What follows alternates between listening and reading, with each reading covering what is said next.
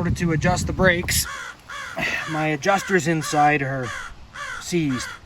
Now normally what you would do is you'd pop off one of these inspection plugs and you'd reach in with a screwdriver and turn the little dial, and that would push out the one end of the brake shoe and then the other side. So these ones have the adjuster on one piece and then the cylinder up top pushes out on both sides. But because it's seized, I got to take it out and I'm going to have to try and get those pieces to spin. So to do that, you take your tire off and you take your cotter pin out, take the nut off, and this whole thing should slide off pretty easy.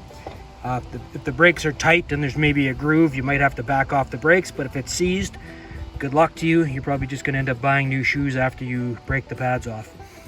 So that's where you get started, and then the hard part after that is trying to get the pieces to turn.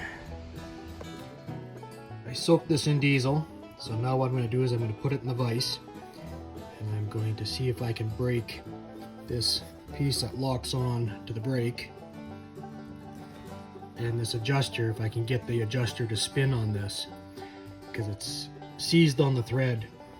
So if I can break those free, then I can adjust the brakes.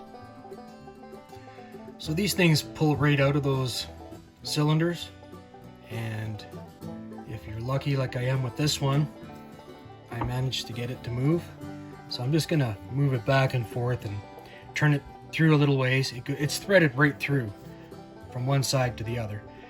And so I'm gonna turn it up and down and get enough of the rust off that I'll be able to adjust it. I think I'm gonna be able to do that with two of them. The other two are still really rusty. I'm going to let them soak a bit more, and then I'll wire brush the back side, and hopefully I can get them to break free.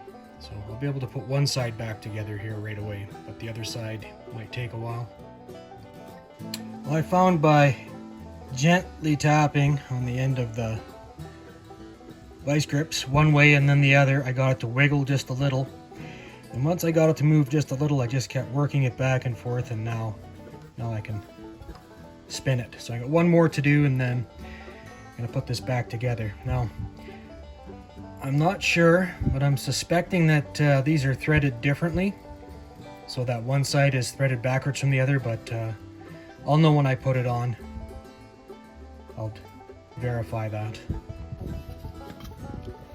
So that adjuster is held onto this backing plate with two bolts, and you can only get at one when it's mounted, so you have to take the plate off, which is held on by 412 mils.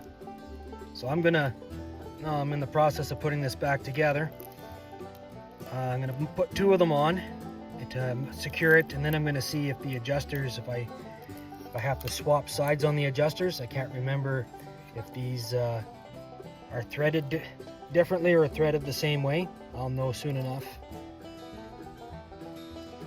So to adjust your brakes, these little dials are what you turn, and what that does is it moves this piece. This little arm goes out or in, depending on which way you turn this. And the way you do that is you pull the plug out of your drum and you reach through with the screwdriver. So you do that with the drum on.